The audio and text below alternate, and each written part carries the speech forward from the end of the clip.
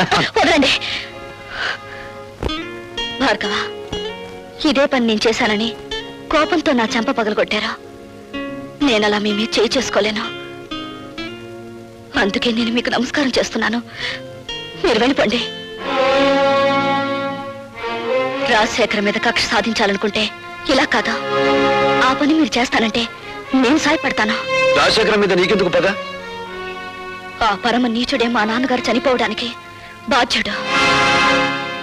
నీ తండ్రి పేరు? జనార్దన్ రావు.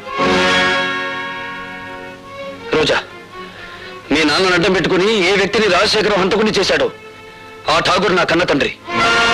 అవును రోజా, ఆయన జైల్లో చనిపోయే ముందు జనార్దన్ రావు కూతురు ఎక్కడున్నా వెతికి ఆమెకింత మేలు చేయమని కోరాడు. మేలా? ఆ పని నువ్వు చేయలేవు. అది అనుకున్నంత సులభమూ కాదా? నా జీవితం నాశనమైంది. నా మేలు కోరితే రాజశేఖర్ మీద పగ సాధించా. ఈ అభాగ్యరాలు నీకు రుణపడి ఉంటుంది. వాడు ఎంత చూసి నీ తండ్రి ఆత్మకు శాంతి కలిగిస్తాను.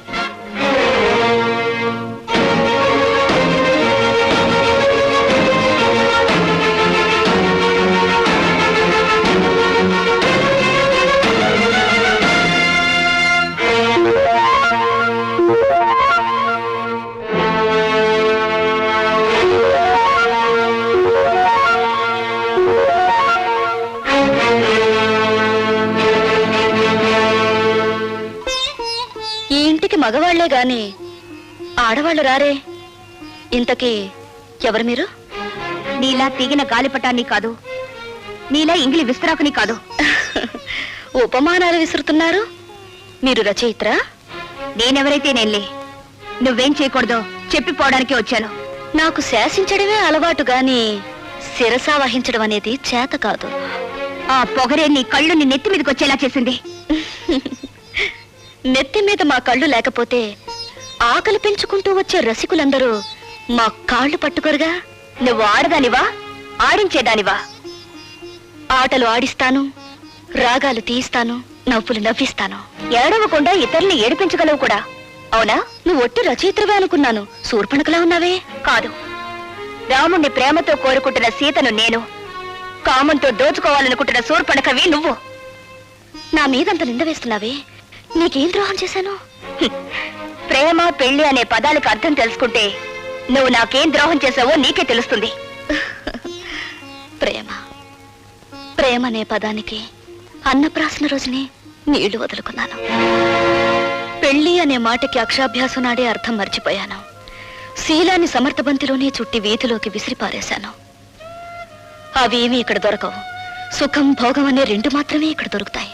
మీ చేతుల్లో చిక్కుకున్న విలాస పురుషుల భార్యల కన్నీళ్లు దొరకవా ఇక్కడ? మీరు భార్గవ భార్య? ఆ అదృష్టానికి నువ్వే దూరం చేస్తున్నావు. చూడండి, భార్యకు భర్త మీదే అధికారం ఉంటుంది, కానీ వెలయాలికి ఊళ్ళో వాళ్ళందరి భర్తల మీద అధికారం ఉంటుంది. షరాప్! కోపం దేనికి? ఇంకా పెళ్ళవకుండానే ఆయన మీద నువ్వు అధికారం చేయాలనుకుంటే నా పక్కదాకా వచ్చాడే, మరి నేనెంత అధికారం చెలాయించాలి? వెలయాలికి ప్రేమ విలువ తెలీదు. గుప్పెడు మల్లెపూలతో, అప్పు తెచ్చుకున్న నవ్వులతో, దాచిపెట్టుకున్న వయసుతో మగవాణ్ణి సొంతం చేసుకోవాలని చూస్తారే గాని గుప్పెడు మనసుతో కాదు. ఆ మనసు నాకుంది. ప్రేమించిన వాడు దూరం అయినప్పుడు ఆ మనసు పడే తపన, ఆవేశాన్ని ఈ ప్రపంచంలో ఏ శక్తి ఏమి చేయలేదు. నువ్వెంత అమ్ముడు పోయే ఆడదానివి. భగవంతుడా, జైల్లో రాక్షసు లాంటి మనుషుల మధ్య బ్రతికొచ్చిన మా అన్నయ్య మానవత్వాన్ని మర్చిపోయేలా ఉన్నాడు.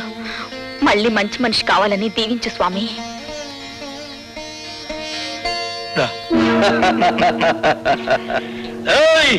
భార్గవ్ గారు బాగుపడాలని కోరుకుంటున్నారా? ఆయన మేం బాగు చేస్తాం. ఏడున్నాడో కొంచెం వివరంగా చెప్పండి.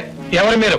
ఖాళీగా ఉన్నప్పుడు కళ్ళు, రెచ్చిపోయినప్పుడు రక్తం తాగేవాళ్ళం. అంతేకాదు, శీలాలు దయటం మా హాబీ. ఒళ్ళనే ఉంది. చూడు, భార్గవ్ ఎక్కడున్నాడో చెబితే నష్టపోయేది మీరేనా చవటలారా? సమట్లంటున్నాడు. అన్నాడా? బ్యాటరీ మంచి పవర్ లో ఉన్నట్టుంది. కొడుకుని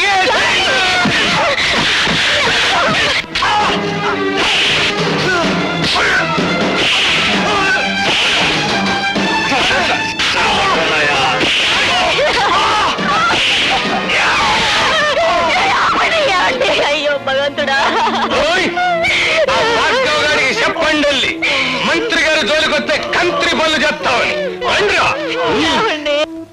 పర్వాలేదమ్మా, ఇదేం ప్రమాదకరమైన గాయం కాదు. ఏం జరిగిందమ్మా? ఆ దాసుగారు మనుషులు వచ్చి వద్దు పద్మ, జరిగింది ఏమిటో తెలిస్తే వాడు ప్రాణాల మీదకి తెచ్చుకుంటాడు. జరిగిందేమిటో నాకు తెలిసిపోయిందిరా. ఇక జరగాల్సింది రాజశేఖరానికి తెలియజేస్తాను. సమస్య తమ్ముడు.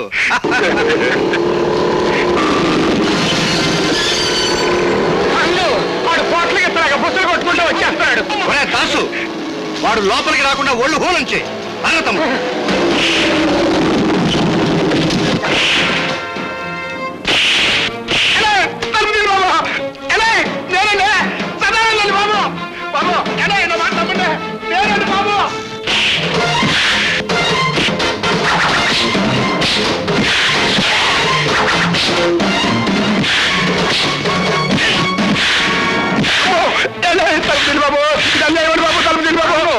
ఆడి బ్యాటరీ ఈక్ అవుతున్నట్టుంది. తలుపు తీద్దామా? తలుపు తీస్తే అనవసరంగా భార్గవ్ గారిని మనం చంపాల్సి వస్తుంది. శవ రాజకీయమా?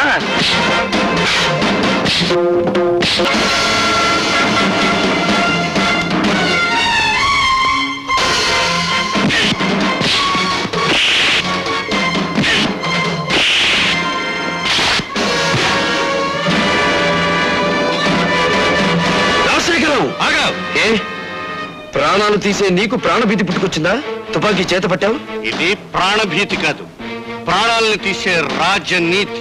నా ప్రాణాలు తీయడానికి నీ దమ్ములు, నీ ఇన్నపెట్టిలో ఉన్న సొమ్ములు చాలవురా. ఒరేయ్, నా తల్లి శ్మశానంలో పిడికేడు బూడిదగా మారడానికి కారణం నువ్వు. నా తండ్రి నా కళ్ళ ముందే రక్తపు మడుగులో కళ్ళు మీయడానికి కారణం నువ్వు. నాకు మిగిలిన ఒక్క ఆత్మీయుడు శంకరం. అతన్ని కూడా మీరు చంపాలని చూస్తే ఈ భార్గవ రాముడు కాక తప్పదురా అని ఒక్కరోజుతో నేను చంపను రాజశేఖరం. నీ పాపాలు వెలుగులోకి తెచ్చి అదంతా తేలికనుకున్నావా? ఎస్, జలగంగ పథకంలో ఇంజనీర్ ని చంపి మీరు డబ్బు కాజేసిన ఫైళ్లు, ప్రజా వైద్యశాల పెడతానని చెప్పి ప్రైవేట్ హాస్పిటల్ గా మార్చుకున్న ఫైళ్లు, బట్టబయలు చేసి నిన్ను వీధుల్లో గీడుస్తాను. ఆ ఫైల్ ఉన్నాయో మన నాకే ఇంకా చెప్పాలా, నువ్వే తెలుసుకుంటా. సాక్ష్యాలు సంపాదించి తీరతాను, మీ ప్రాణాలు అంతరిక్షంలోకి పంపించి తీరతాను. అన్నో తమ్ముడు, ఆ భార్గవ్ గారి చేతికి సాక్ష్యాలు దక్కడానికి వీల్లేదు. సదానందంతో చెప్పి గొడవల్లో ఉన్న ఇనుము సిమెంట్ ఊరు దాటించు. ఎలా సాధిస్తాడో నేను చూస్తాను.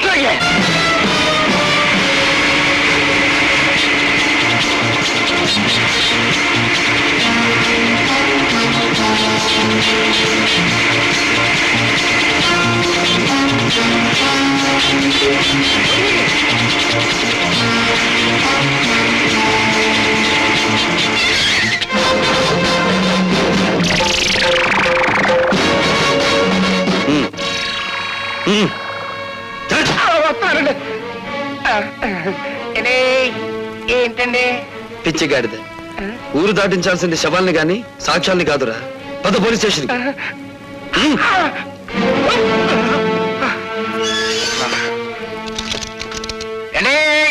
ఇదేం బాగాలేదండి. నోర్మై, నన్ను సెల్లో మూసేసి నోరు మూయమంటారేటండి? ఎంత తిరిగి నేను ఎప్పుడు చూడలేదండి. అండి, పోలీస్ మినిస్టర్ గారి దగ్గర నుంచి అయ్యి ఉంటది. పోలీస్ స్టేషన్ లో భోజనానికి ఇబ్బంది, ఓ మంచి క్యారియర్ పంపించమనండి. హలో, నేను మినిస్టర్ గారి తమ్ముడిని మాట్లాడుతా ఉన్నా. ఏమిటి? ఏంటో బ్యాటరీ మంచి ఛార్జింగ్ లో ఉందా? మా సదానందాన్ని బొక్కలో తగ్గించావట. నీ ఒంట్లో ఎలా ఉంది? మనకేంటి, మన బ్యాటరీ ఎప్పుడు మంచి ఛార్జింగ్ లోనే ఉంటది. ఛార్జ్ షీట్ ఎప్పుడు పెడదావా, నువ్వెక్కడ దొరుకుతావా నేను ఎదురు చూస్తున్నాను. మినిస్టర్ గారి తమ్ముడితో మాట్లాడుతున్నానని జ్ఞాపకం పెట్టుకో. 10 ఏళ్ల క్రితం రాజుల రోజులు నడిచేయి, ఇప్పుడు రాజకీయాల రోజులు నడుస్తున్నాయి. అధికారం మాది, సొమ్ము మాది, సోకు మాది, శిక్ష కూడా మీదే. అబ్బా ఇసిగిచ్చమాహయ్యా. సదానందాన్ని వదిలేస్తావా? మొన్న ఈ చేత టెలిఫోన్ లో మాట్లాడించమంటావా? నువ్వెవరితో మాట్లాడినా వాడు 7 చువ్వలు దాటి రాడు. Put off the telephone. నీ బ్యాటరీ ఈక్ చేయలేకపోతే నేను మినిస్టర్ గారి తమ్ముడినే కాదు. ఏమన్నాడ్రా? జంజమాస చెంచనాకి ఫోన్ లో మాట్లాడిన తర్వాత తమ్ముడు గారి పేసు సీట పకేలా. నేను డైరెక్ట్ గా ఫోన్ చేస్తే దాన్ని రికార్డ్ చేసి పార్టీ ప్రజలు పంపిస్తాడేమో భయంతో నేను ఫోన్ చేయమన్నాను. నే కాబట్టి సరిపోయింది. అదే నువ్వైతేనా ఆడు దులిపిన దులుపుడికి ఒళ్ళు సిర్రెక్కి ఫైనల్ గా బోనెక్కేవాడికి. ఇప్పుడు ఎలా రా? సదానందాన్ని బయటికి తీసుకోవాలి కదా. నన్ను ఒక సెలవు లేని ప్లాన్ చెప్పమంటావా? చెప్పు.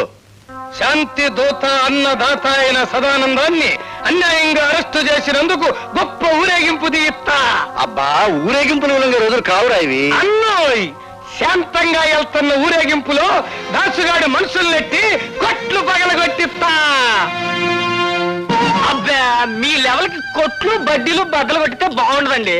ఆడవాళ్ళు తీసుకెళ్లి శిలాలు దోసేయాలి, అది మన లెవెల్. ఏంది రోయ్, నీ బ్యాటరీ ఛార్జింగ్ మొదలైనట్టుంది. అబ్బా విషయానికి రండిరా. ఇంకా ఎస్ఐ అంది. ఇన్నల్లర్లు జరగటానికి డీసీపీ గాడే కారణమని, ఆడ శబ్ద మూలంగా నిన్ని ప్రాణాలు పోయినాయని మనం గొడవ చేస్తాం. అప్పుడు ఆడుద్యోగం కోరికల్ని పీకినట్టు పీకేస్తారు. నిజమే, కానీ వాడి పగ పెట్టుకుని పాత ఫైన్ జరిగాడు కదా. పాత ఫైళ్ళ అంటే మనం డబ్బు దుబ్బేసిన అడ్డ రోడ్డు తూరు ఫైళ్ళ. అదొక్కటే కాదురా, ప్రజా వైద్యశాల అని ప్రభుత్వ అప్లికేషన్ లో రాసి ప్రైవేట్ గా దాన్ని నడుపుకుంటూ లక్షలు సంపాదించి కోటీశ్వరుడు వాడు నిరూపించాడంటే ఈ 20 సంవత్సరాల్లో మనం సంపాదించిన డబ్బంతా వడ్డీ పెనాల్టీతో సహా ప్రభుత్వానికి కట్టాలి. అసలు ఈ దెబ్బతో ఆడు ఉద్యోగం ఊడిపోతుంటే ఆడించేసేస్తాడండి. అంతగా అవసరమైతే మా అయ్యకి కబురు చేయండి, మింగేస్తాడు. జం జమా సచ్చం చనాకే